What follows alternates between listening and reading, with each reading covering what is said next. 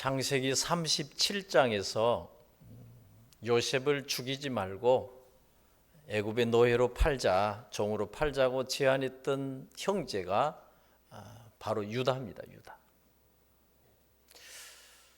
그런데 지난주에 베냐민을 데리고 가지 않으면 노년의 아버지가 충격을 받아서 죽을 것이니 베냐민을 돌려보내시고 대신에 내가 자신이 종이 되겠다고 그런 감동적인 탄원을 올린 자가 바로 유다입니다. 유다.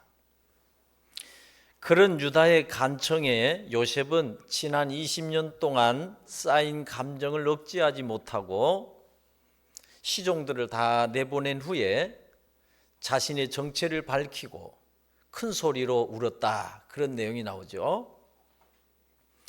어찌나 크게 울었던지 애굽 사람들이 들었을 정도로 바로의 왕궁에까지 들릴 정도로 크게 울었다. 그런 것입니다.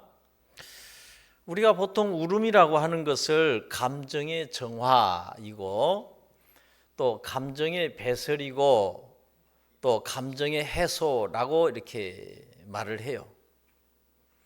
그야말로 요셉의 울음은 지난 20년 동안 쌓인 감정이 이제 한 번에 터지고 만 거예요. 여러분도 마음이 많이 아프면 많이 우세요.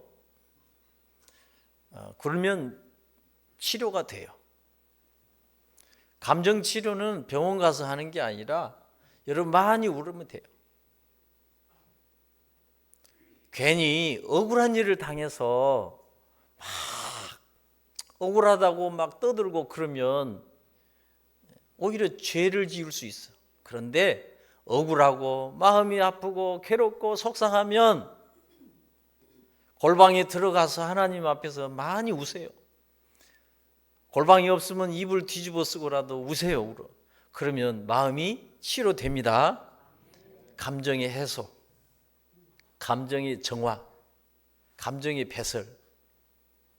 쌓아두면 화병이지만 배설하고 해소하면 치유가 돼요. 울기 싫은가 보네 참말로. 아프면 마음이 아프면 울어야죠. 싸우다가 마음이 아프면 싸우지 말고 싸워봐야 죄밖에 더 집니까? 가서 울어. 그냥 울면 치유가 된다니까요. 요셉이 그렇게 큰 소리로 울고 나서 내 아버지가 살아계시냐? 그런데 형들이 말을 못했다. 그렇게 나오죠. 말을 못했어. 3절에 놀라서 대답을 못하더라. 말문이 막혀버린 거예요. 충격적이었다 그 말이에요. 세상에 자기들이 팔아버린 요셉이 당대 최고의 나라의 총리가 되어 있다니 충격이죠. 4절에 그런 형들을 가까이 오라고 그러면서 나는 당신들의 아우 요셉이다. 당신들이 애굽의 판자라. 와, 당신들이 나를 애굽에 판 요셉이라고 말을 했을 때 형들이 어쨌을까? 저는 그냥 충격, 쇼크. 그래서 말을 못했다. 저는 그렇게 이해를 해요. 생각해봐요. 20년 전에는 정말 그 요셉이 하는 짓이 꼴보기 싫었어. 미웠어 그냥. 20년 전에는 저 꼴보기 싫은 동생이 요셉만 없으면 그냥 편할 줄로 생각했을 텐데 그렇게 요셉만 눈앞에서 안 보이면 좋을 줄만 알았는데 그렇지 않았잖아요. 사람이 참 묘해요. 옛말에도 그랬어요. 못생긴 사람하고는 살아도 미운 사람, 싫은 사람하고는 못 산다. 그런 말 있잖아요. 그러니까 요셉의 형들도 요셉이 하는 짓은 아버지한테 늘 고자질하고 일러 바치지, 아버지의 편애로 그냥 요셉만 그러지. 그러니까 얼마나 형제들이 요셉이 꼴보기 싫었겠어요. 그래서 요셉만 없어지면 좋을 줄 알았는데 그게 아니었어. 요셉의 형들은 더 큰 죄책감에 시달렸고 괴로움에 시달렸어요. 잘 생각하셔야 돼요. 세상에 여러분이 마음에 든 사람만 있습니까? 마음에 안 든 사람 싹 없어지면 좋을 것 같죠? 그러면 자기 혼자 살아야 돼. 혼자. 내가 얘기했잖아요. 진짜 여러분 마음에 든 사람이 누가 있어요? 봉두산 꼭대기 가서 혼자 사세요. 그런 사람은. 동생을 팔아버린 죄와 그 죄책감과 아버지 야곱을 속인 일과 아버지를 보니 사랑하는 아들을 잃고 그 시신도 찾지 못하고 날마다 괴로워하며 날마다 슬퍼하는 아버지의 모습을 보니 더 괴로운 거예요. 생각해봐요. 그렇다고 이제 와서 아버지한테 우리가 요셉을 애굽의 종으로 팔았다고 어떻게 털어놓겠어요? 상황이 이렇게 진전이 되었는데. 그런 상황에서 애굽의 총리가 되어서 나타난 요셉이 나는 당신들이 판 요셉이라 말을 했을 때 얼마나 충격을 받았겠어요. 형들이 두려움과 전율이 일어났다고 저는 해석을 해요. 그러니까 죄라는 건 그런 거예요. 그런 차원에서 복음서를 잘 읽어보셔야 돼. 복음서에 보면 중풍병자에게도 그래요. 치료하시면서 소자야 안심하라 네 죄사함을 받았느니라. 왜 중풍병자에게 소자야 안심하라 네 죄사함을 받았느니라 이렇게 예수님의 말씀을 선포하셨을까? 왜냐 당시에 모든 질병까지도 율법을 어긴 죄 때문이라고 해석을 하던 자들이 누구냐? 율법학자들 바리새인들이에요. 그러니까 율법학자들 바리새인들로부터 끊임없이 비난을 받고 정죄를 당하며 죄책감에 시달려야 했던 사람들이 소자야 안심하라 내 죄사함을 받았는지라 이 말씀을 들을 때 그들은 죄에서 자유하게 되었고 해방이 되었다 그 말이에요. 그러니까 은혜의 복음이요. 그러니까 생각해봐요. 율법학자들 바리새인들이 얼마나 영적으로 무지했는지.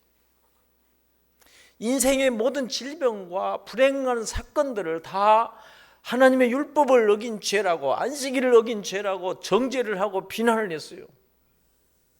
그런 시대에 예수님이 와서 소자야 안심하라 내 죄사함을 받았느니라 이런 선언은 그야말로 모든 죄에서 자유와 해방을 주는 은혜의 복음이었다 그 말이요. 마찬가지로 당신들이 나를 팔았다고 해서 근심하지 마소서, 한탄하지 마소서. 하나님이 생명을 구원하시려고 나를 당신들보다 먼저 보내셨나이다. 이런 요셉의 말도 그 형들에게는 그야말로 지난날 모든 죄와 죄책감에서 벗어나게 하는 은혜의 복음이었던 것입니다. 그렇잖아요. 요셉이 그렇게 말할 수 있는 것은 하나님에 대한 절대 주권과 믿음과 또 하나님의 섭리의 역사에 대한 믿음으로 충만한 사람, 성령으로 충만한 사람들이 할 수 있는 생각이고 말이고 취할 수 있는 태도다. 저는 그렇게 해석하는 거예요. 그러니까 우리의 부족함에 모든 문제가 있어요. 완전하신 하나님, 부족한 인생, 다 인간의 문제.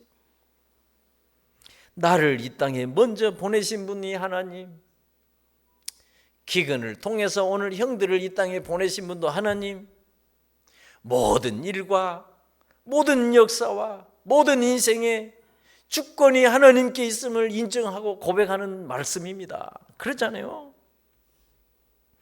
그야말로 지난날 당시로서는 17살 요셉이 감당할 수도 없고 받아들일 수도 없고 이해할 수도 없는 그런 고난의 삶이었지만 알고 보니 하나님의 놀라운 뜻과 계획이 있었다 그 말이요.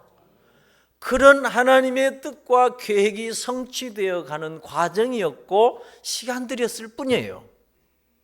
그래서 요셉은 통치자가 된 이후에 자기를 하나님이 통치자로 세우신 이유까지 정확하게 알게 된 것입니다. 그러니까 생각해봐요. 우리도 요셉처럼 그렇게 인생에 가장 힘들고 어두운 터널을 지나고 힘들고 어려운 일들을 만나고 괴로움과 속상함과 그런 고통의 시간들을 보낼 때마다 하나님이 주관하시고 하나님이 역사하시고 하나님이 섭리하신 것을 이해하고 해석하고 믿음으로 반응할 수 있기를 바랍니다. 그래야 돼요. 그래야 스트레스 받지 않고. 우리는 다 정말 해석을 제대로 못했어요. 그래서 요셉은 형들이 처음 찾아왔을 때 정탐꾼으로 스파이로 몰아서 시험을 했고, 그래서 그들은 죄책감을 느끼며 회개했고 돌이킬 수 있는 기회를 얻었어요. 다시 찾아왔을 때는 유다가 감동적인 탄원을 통해서 이 형들이 달라진 모습을 요셉이 확인한 거예요.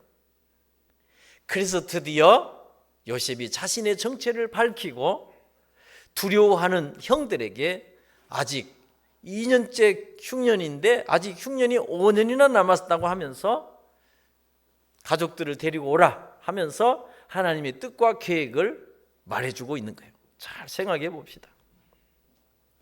그래서 7절 8절 말씀에 하나님이 큰 구원으로 당신들의 생명을 보존하고 당신들의 후손을 이 세상에 두시려고 나를 당신들보다 먼저 보내셨나니 그런즉 나를 이리로 보내신 이는 당신들이 아니다. 하나님이시다. 하나님이 나를 바로의 아버지로 삼으시고 그 온 집안의 주로 삼으시고 애굽 온 땅의 통치자로 삼으셨다. 이야, 놀라운 거예요. 여러분, 종살이를 하고 억울한 종살이를 하고 억울한 감옥살이를 하고 이런 험한 인생을 살았던 요셉, 그런 모든 과정들을 하나님이 큰 구원으로 생명들을 구원하시려고 하는 그런 큰 뜻으로, 그런 과정으로, 그런 섭리의 역사로 해석하고 받아들이는 요셉, 그런 형들을 용서할 수 있으세요. 그러니까 어떤 시련도, 어떤 고난도, 어떤 아픔과 상처도 하나님의 섭리의 역사를 믿는다면 우리는 타인에 대해서 좀 더 너그럽고 관대해 줄 수 있는 거예요. 그래야 돼요. 그런 하나님의 역사, 섭리의 역사를 진짜 믿으면 우리 안에 있는 조급증, 불안증, 두려움증을 줄어들고 우리가 평정심을 잃지 않고 평정심을 유지할 수 있게 되는 거예요. 이런 것들이 다 알고 보니 진짜 절대 주권을 가지신 하나님을 믿는 사람들의 믿음의 축복이었어요. 저도 화 많이 냈지만 화 많이 낸 사람 좀 잘 생각해야 돼요. 요셉은 형들에게 내 아버지가 살아계시느냐 물어본 것 외에는 자신이 어떻게 살아왔는지, 내가 억울했다, 내가 힘들었다, 막 그런 얘기 안 해요. 응? 당신들이 어떻게 살아왔는지 묻지도 않아요. 응? 그렇잖아요.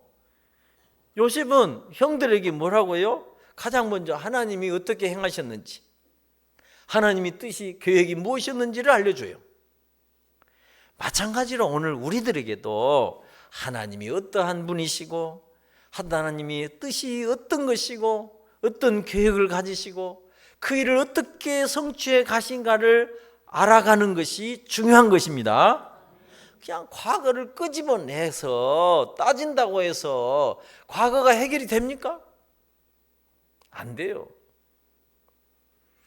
야곱의 후손들을 통해서, 요셉을 통해서, 이스라엘을 통해서, 교회를 통해서 온 세상과 인류를 구원하시려는 이런 어마어마한 하나님의 계획이 있음을 아셔야 됩니다. 그런 하나님의 구원 계획은 태초부터 시작이 되었고 언약 백성들과 이스라엘의 역사를 통해서 이루어져 왔고 예수 그리스도를 통하여 성취되었고 오늘 성령님의 역사를 통해서 이 거룩한 교회를 통하여 확장되어 가고 있다 그 말이에요. 그러니까 교회가 정말 중요한 거예요. 이 세상 역사에 교회처럼 중요한 것이 없는 거예요. 그러니까 그 말은 여러분이 너무 소중한 사람들이고 귀한 사람들이고 중요한 사람들이다 그 말이에요. 여러분들이 헷갈리면 세상이 헷갈리는 거예요. 여러분이 정신을 차리면 세상이 정신을 차리고 우리가 제대로 교회가 제대로 가면 세상이 제대로 가게 되는 거예요. 그렇게 소중한 사람들이에요. 그냥 대충 살지 마세요. 진짜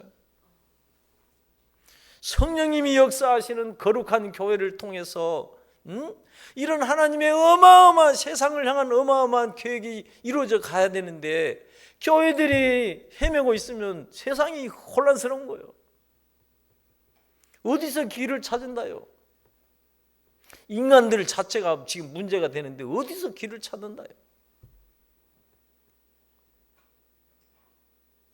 요셉이 고난의 대가를 톡톡히 치렀어요.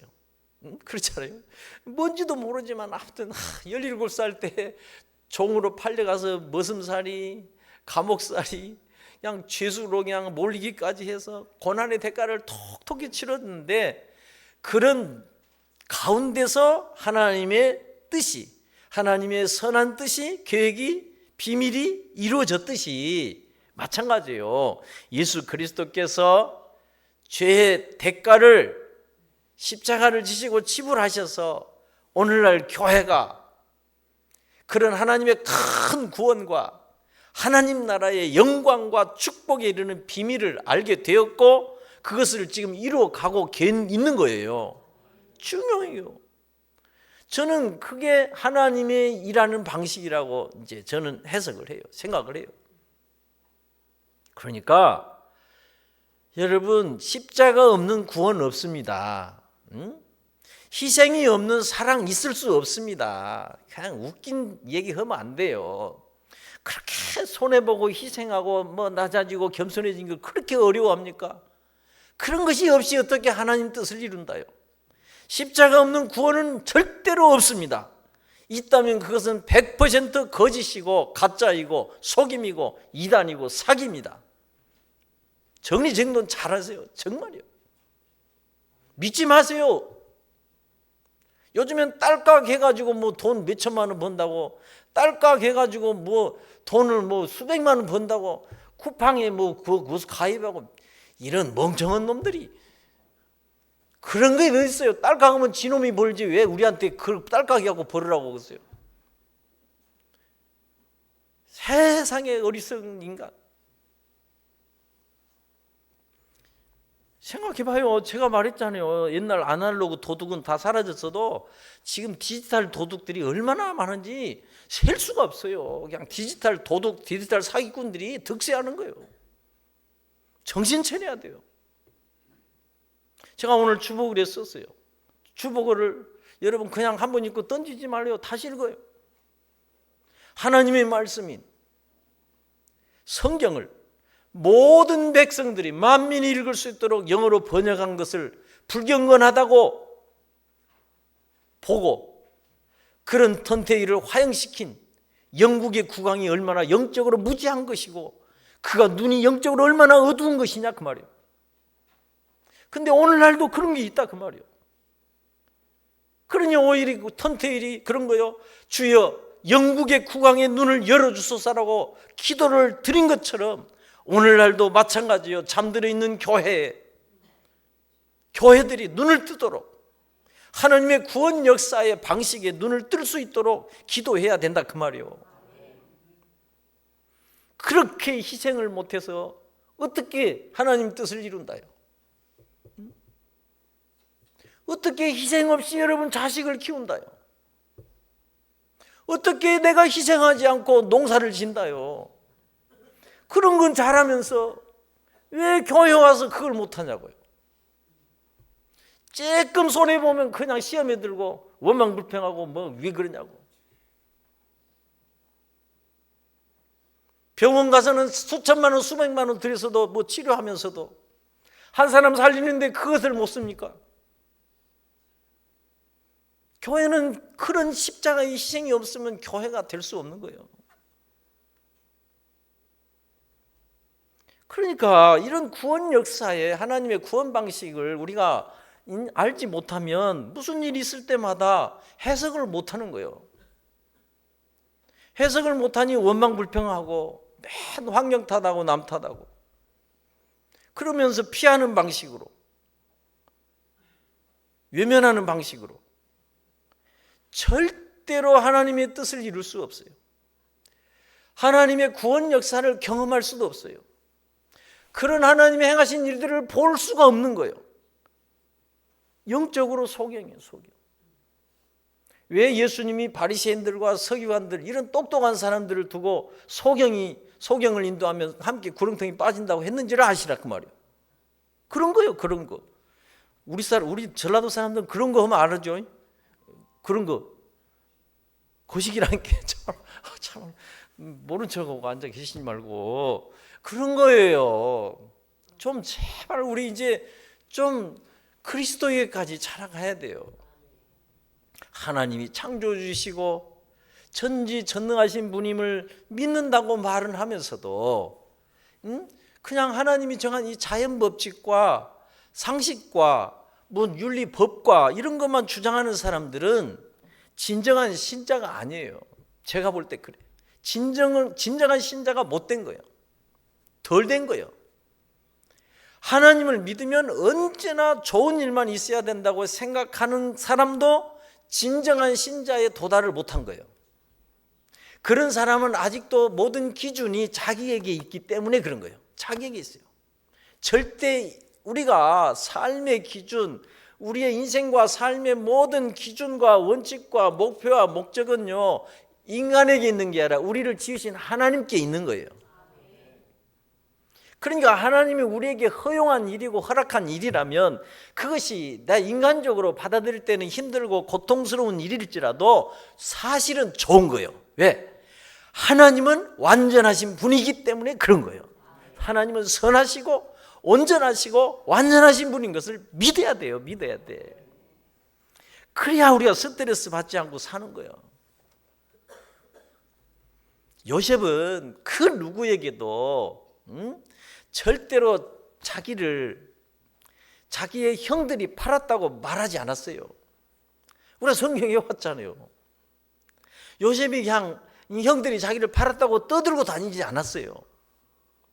어떤 형들에 대해서 험담도 안 했어요. 진짜요. 성경 안 읽어봤어요? 형들의 잘못에 대해서 누구에게도 말하지 않았어요. 야, 참 신비하다. 우리 같으면 입이 간지러서 못 참을 텐데. 요셉은 다른 사람에 대해서 원망하지도 불평하지도 않았어요. 미움과 서운함과 서러움과 분노의 감정도 드러내지 않았어요. 내가 거짓말해요 지금 제가? 형들에게 내가 요셉인 것을 알릴 때에도 애굽의 모든 시종들을 다 나가게 하고 형들과 자기만 있을 때 말했어요. 생각해봐요. 어떻게 그럴 수 있었을까? 요셉이 그렇게 할 수 있었던 것은 모든 일들이, 모든 사건들이 다 완전하신 하나님의 뜻과 계획과 섭리의 역사가 이루어질 것을 믿었다 그 말이요. 그런 차원에서 여러분 생각해야 돼요. 그런 차원에서 무슨 일이 있을 때마다, 좀 안 좋은 일이 있을 때마다, 내 마음에 안 드는 거, 내 생각에 안 드는 일이 있을 때마다 그런 것 때문에 마음에 걸리고 서운해하고 삐지고 토라지고 원망하고 불평하고 탓하고 판단하고 비난하고 정죄하고 외면하고 피하고 시험에 들고 뭐 끝이 없어요. 그런 일 하지 맙시다.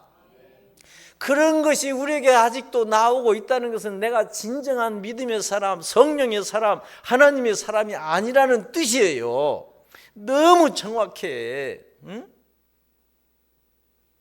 그런 사람은 아직도 내가 육신적인 생각, 세상적인 생각밖에 못하는, 이 세속적인 생각밖에 못하는 육신의 사람인 것을 스스로 자기가 증거하고 있는 거예요.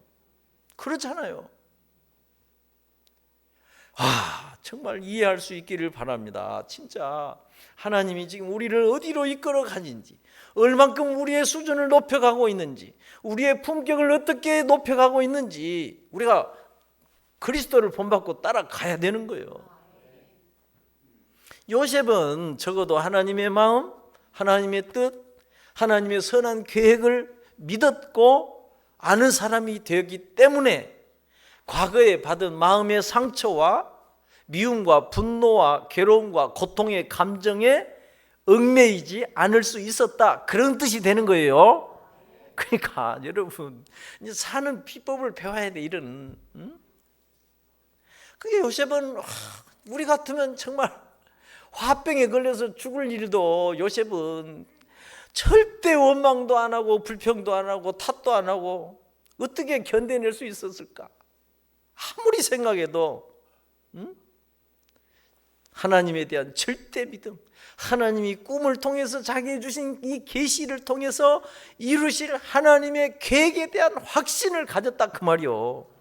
그게 절대 믿음의 축복인 거예요. 절대 믿음의 축복. 그러니까 그렇게 좋은 일이고 안 좋은 일이고 모든 일을 통해서 이루실 하나님의 뜻과 계획을 아는 그런 영적인 통찰력을 가지는 사람은, 완전하시고 선하신 하나님을 온전히 믿고 의지하는 사람은 요셉처럼 억울한 일을 당해도, 부정적인 상황에서도 어떤 사람에게도 매이지 않게 되는 겁니다. 자유, 완전한 자유. 제가 지금 그런 것을 찾아가고 있어요. 진짜 옛날에 너무나 어리석었다, 이런 생각이 들고.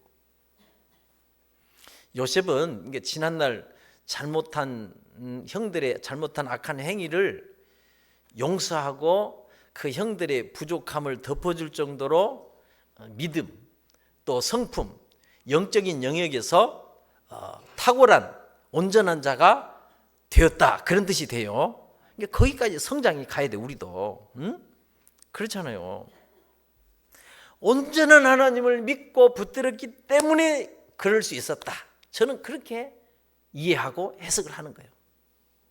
그러므로 신약적으로 말하면 좀 자기를 부인하고 자기 십자가를 지고 그 연단의 과정을 잘 통과한 요셉처럼 요셉에게 하나님은 충분한 보상을 해 주신 거예요. 그랬잖아요. 그러니까 생각해봐요. 그런데 우리는 그런 하나님의 인정보다도 사람들에게 인정받으려고 하고 사람들의 위로나 공감을 얻어내려고 다른 사람의 실수와 잘못에 대해서 가까운 사람들끼리 얘기를 해요. 그러잖아요. 자기가 잘했다는 것을 확인하기 위해서, 자기가 절대로 잘못하지 않았다는 것을 나타내기 위해서 막 얘기를 해. 그게 뭐냐면, 제가 이렇게 공부를 해보니 자기를 지키고 자기를 보호하려는 본능이 작동하고 있는 거예요. 다 그런 것이 작동해요. 그런데 사실은 요셉의 형들을 이렇게 돌아보니 그런 위로나 공감을 얻어내는 것 같지만 실상은 또 다른 죄를 짓는 거예요. 아니, 사실은 요셉처럼 내가 정직하고 내가 진실하고 내가 참되고 내가 깨끗했고 내가 잘못이 없으면 그만이에요. 하나님이 알아. 그렇죠? 그런데 타인의 말과 행위에 대하여, 죄와 실수에 대하여, 허물에 대하여 얘기를 하면서 판단을 하고 비난을 하고 정죄를 하니 또 다른 죄를 낳게 된다, 그 말이요. 그래서 성경은 우리에게 비난과 판단과 정죄를 금하고 있는 거예요. 아예 그럴 자격이 없다고 선을 그어서 말씀하고 있는 거예요. 그러잖아요. 자, 우리 이렇게 가야 돼. 하나님이 알아. 다 하나님이 알아. 요한복음 8장에서도 서기관들과 바리새인들에게 잡혀온 고발당한 여인을 두고 예수님이 그랬어요. 너희 중에 죄 없는 자가 먼저 돌로 치라. 그러자 다 도망갔어요. 다 돌아갔어요. 그래서 예수님이 말합니다. 나도 너를 정죄하지 아니하노니 다시 가서 다시는 죄를 범하지 말라. 그 정도면 되지.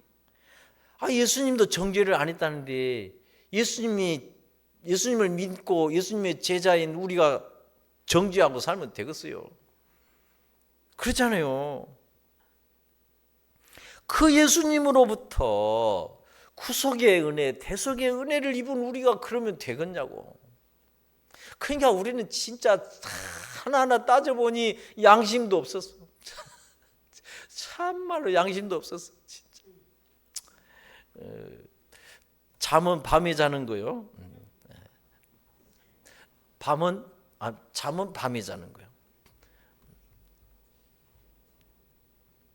우리가 맞이하는 억울한 일들과 또 고난과 시련의 상황은 다 자기 성찰을 통한 회개와 돌이킴과 또 믿음의 연단을 통한 성장과 성숙과, 그래서 우리가 성장하고 성숙해서 하나님 나라를 세우고 하나님 나라를 확장해 가는데 모든 초점을 맞춰야 됩니다.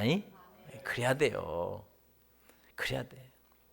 그렇게 초점을 맞추면 우리가 겪는 모든 일들은 경건에 이르는 유익된 일들이 되는 거예요. 버릴 것이 없어. 안 좋은 것을 통해서도 배우고 좋은 일을 통해서 더 잘 배우고 그런 거예요.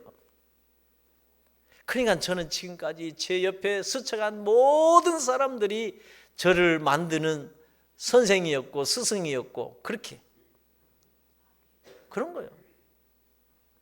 열매 하나도 온갖 비바람과 온갖 추위와 풍파가 지나가면서 만들어지는 것처럼 똑같은 거예요.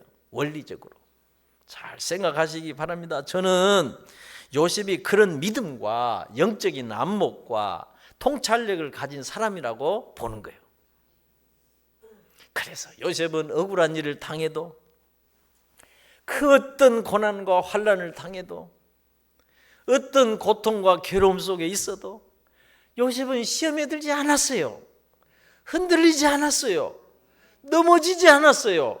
낙심하지 않았어요. 그게 하나님 나라의 진짜 언약 백성의 모습이다 그 말이요. 진짜요, 진짜. 이야, 너무 멋있어요. 진짜 우리가 이 성경을 통해서 하나님이 우리에게 원하시는 본래적 인간이 되어간다는 것은 어마어마한 축복이에요. 늘 세상 탓하고 언제 우리 제대로 살겠어요? 응? 어차피 세상은 악하고 이러는데 16절 오늘 16절 이하에 요셉의 형들이 왔다는 소문이 바로 왕에게 들리죠. 그러자 바로의 신하들이 기뻐하고 바로도 기뻐하고 아버지와 가족들을 데리고 와라. 좋은 땅 줄 테니 기름진 것을 먹을 것이니 데리고 와라. 그래서 요셉은 아버지와 가족을 데려오도록 하기 위해서 수레와 양식들을 준비해서 형들을 돌려보냅니다. 그러면서 24절 말씀에 당신들은 가는 길에 돌아가는 길에 서로 다투지 말라고 부탁을 해요. 참 여러분 잘 생각해봐요. 요셉이 왜 형들이 돌아가면서 서로 니 탓 내 탓하고 막 네가 잘했니 내가 잘못했니 따지면서 다툴까 걱정이 돼서 다투지 말라고 부탁을 해요. 근데 왜 다투지 말라고 부탁했을까 생각해봐요. 하나님의 큰 뜻은 뭐냐? 야곱의 온 가족들이 애굽으로 와서 한 민족으로 성장해 가야 되는데 그런 하나님의 큰 뜻과 계획이 불필요한 서로 형들의 불필요한 논쟁으로 다툼으로, 필요 없는 다툼으로 이런 하나님의 큰 일이 그르치지 않도록 하기 위한 요셉의 말이다, 그 말이요. 여러분, 우리 이거 배웁시다, 진짜. 여러분, 죽고 사는 문제도 아닌 그런 별것도 아닌 사소한 일들로 하나님의 교회, 하나님의 나라가 무너진 일을 하지 마시기 바랍니다. 진짜 어리석게 살았어요. 그러면 안 돼요. 하나님 앞에서 뭔 사소한 일들로 하나님의 큰 구원과 그 생명의 축복을 이루는 하나님 나라를 가로막고 무너지게 한 일을 하면 되겠어요, 이것이. 옛날 말로 벼룩 잡으려다 초가삼간 다 태운다고 그랬어요. 그까지 벼룩 때문에 왜 초가삼간을 태워야 되냐고요. 그런 일을 어마어마하게 했어요. 이해를 못하고 해석을 못해서 그렇지. 잘 생각하셔야 돼요. 야곱의 가족들이 애굽으로 이민을 와야 되는 것은 단순한 흉년 기근을 피하는 그런 차원이 아니에요. 온 세상을 구원하시려는 하나님 나라, 제사장 나라를 세우기 위한 이런 어마어마한 뜻이 있고 계획이 있었다, 그 말이요. 큰 걸 생각해요. 큰 거리. 작은 것 그까지 그 돈 몇 푼 때문에 그냥 그러지 말고 진짜.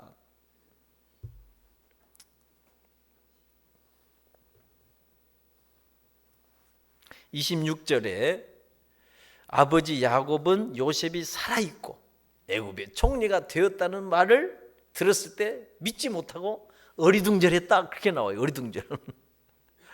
이 어리둥절했다는 말이 원문을 보면은 마비가 돼버린 거예요. 그냥 생각이 마비가 되고 이런 거, 머리가 하얘졌다는 표현을 하죠. 그런데 그런 야곱이 요셉이 보낸 수레를 보고서야 기운이 소생한지라, 그렇게 나와요. 살아있으만 해도 감격인데 죽은 줄로만 알았던, 짐승에게 찢겨 죽은 줄로만 알았던 아들이 요셉이 살아있다니, 그것이 애굽의 총리가 되어 있다니 야곱이 어리둥절한 거예요. 그러면서 그의 마음이 그의 기운이 소생한지라 그랬어요. 그러니까 야곱은요, 요셉이 꿈 얘기할 때 막 뭐라고 나무랐지만 마음에 뒀다고 그랬어요. 그러니까 야곱이 이때 하나님의 섭리의 역사에 놀랐을 것이다, 저는 그렇게 봐요. 놀란 거예요. 기운이 소생한지라, 그 기운이라는 단어가 루하흐, 하나님이 사람을 흙으로 지으시고 그 안에 생기를 불어넣을 때 루하흐를 불어넣었는데 그 루하흐라는 단어를 쓰고 있어요. 야곱의 몸은 이제 늙고 쇠하였지만 그 마음의 영이 살아났다, 그런 뜻이에요. 그런 거예요. 그래서 오늘 마지막 45장의 마지막 말씀이 조카도다. 여러분, 우리의 인생의 마지막에 조카도다. 기운이 소생하여 부활을 경험해야 되는 거예요. 내 아들 요셉이 지금까지 살아있으니 내가 죽기 전에 가서 그를 보리라. 여러분, 인생의 생사화복과 역사의 흥망성쇠를 주관하신 분이 우리 하나님이신 거예요. 이유 없어요. 거기에 대해서 눈을 뜬 자들이 인생을 제대로 사는 거예요. 모든 고난과 역경조차도 하나님의 뜻과 계획이 이루어져가는 과정일 뿐입니다. 그냥 받아들이고 사세요. 그렇게 믿음의 눈을 뜨고 나면 고난도 은혜가 되는 거예요. 은혜인 것을 알게 되는 거예요. 그런 거예요. 제가 보니 그래. 저도 제 인생에 순탄했겠어요? 우여곡절을 겪으면서 왔어도 이것을 다시 돌아보니 하나님의 어마어마한 은혜였다는 사실을 제가 깨닫게 되고 내가 감사하게 된 거예요. 우리도 그런 요셉처럼 모든 일에서 좀 현상만 보지 말고, 눈앞에 나타나는 현상만 보지 마시고 그 별로 불편한 환경만 보지 마시고 자기의 형편과 처지와 상황만 생각하지 말고 우리의 인생의 배후에서, 역사의 배후에서 역사하시는 하나님의 역사를 보는 눈이 열리길 바랍니다. 그래서 나는 기도하시라 그 말이에요. 성령으로 충만하면 그렇게 그런 안목을 갖게 돼요. 그래야 우리가 이 세상 속에서, 흔들리는 세상 속에서도 흔들리지 않고 살 수 있게 되고, 끝없이 막 이런저런 일로 막 낙심하고 절망하는 세상에서도 우리는 낙심하지 않고 살 수 있고, 그냥 바깥 세상에 나가면 온갖 막 남탓 니탓 막 민주당 탓 국민의힘 탓 서로 싸우는 이런 세상에서도 원망하지 않고 살 수가 있게 되는 거예요. 잘 되고 성공했다고 교만하지 않을 수 있고, 뭔가 잘못되고 실패했다고도 좌절하지 않을 수가 있는 거예요. 왜냐? 결국은 마지막에는 하나님의 선하신 뜻이 이루어질 것을 믿고 알기 때문에 그런 거예요. 그냥 우리 하나님을 믿는 거예요. 진짜요. 그래서 이사야 55장 8절의 말씀 내가 많이 합니다. 하나님의 생각은 우리의 생각과 다르고 하나님의 길은 우리의 길과 다르다. 하나님의 일하신 방식도 우리가 일하는 방식과 다릅니다. 그러나 하나님의 확실한 것은 하나님은 완전하시다 그 말이에요. 선하시고 완전하시다. 그러니까 구원과 생명의 축복, 생명과 축복의 모든 것들이 담겨 있는 예수 그리스도, 그리스도의 구원 역사와 성령님의 권능의 역사를 믿고 거룩한 교회를 믿고 죄를 사하해 주신 것과 부활과 영생을 믿어야 되는 거예요. 거룩한 교회를 믿어야 돼요. 요셉은 오늘 45장 5절 9절에서 가족들과 민족 그의 생명을 구원하기 위하여 하나님이 행하신 일이라는 사실을 4번이나 말하고 있어요. 4번이나 밝히고 있어요. 요셉처럼 우리도 여러분 인생 속에서, 여러분 삶 속에서 일어나는 모든 일들을 누군가를 구원하고 누군가를 살려내는 그런 하나님의 뜻과 계획으로 해석할 수 있기를 바랍니다. 그래야 여러분 스트레스 안 받고 시험에 안 들고 그렇게 사는 거예요. 진짜요. 응? 그래, 오늘도 참 하나님이 하신 말씀이 많은 것 같아요. 그러니까 요셉은 자신이 통치자가 되고 애굽의 총리가 된 뜻을 알았어요. 요셉을 총리로 세우신 이유는 높은 자리 차지하라고, 높은 자리에 오르라고, 그런 단순한 출세나 성공이 아니었어요. 마찬가지로 우리의 목표도, 우리의 인생과 삶의 목표도 높은 자리에 오르고 출세하고 성공하는 것이 아니어야 돼요. 어떤 위치에 있든지, 어떤 자리에 있든지, 어떤 직책과 직분을 가졌든지 주님의 몸인 교회를 잘 섬겨서 하나님의 언약 백성들의 생명을 살리는 것이 되어야 된다, 그런 뜻이에요. 그 과정에서 별일이 다 있을 수 있어요. 그런 일을 하면서 힘들고 어려운 일들이 생기고 우리도 지치고 피곤함이 찾아올 수 있어요. 그럴 때마다 우리는 예수 그리스도를 생각하시고 예수 그리스도를 바라봄으로 믿음으로 통과를 하셔야 됩니다. 그러면 요셉처럼 하나님이 반드시 위로해 주실 것입니다. 그런 거예요. 그러니 요셉 잘 다시 생각하면서 어떤 힘들고 어려운 일이 있을 때마다 그리스도를 생각하고 그리스도를 바라보고 믿음으로 잘 통과하셔서 하나님이 주시는 위로와 은혜와 축복을 누리며 사는 우리 모두가 되시기를 주의 이름으로 축원합니다. 하나님 아버지,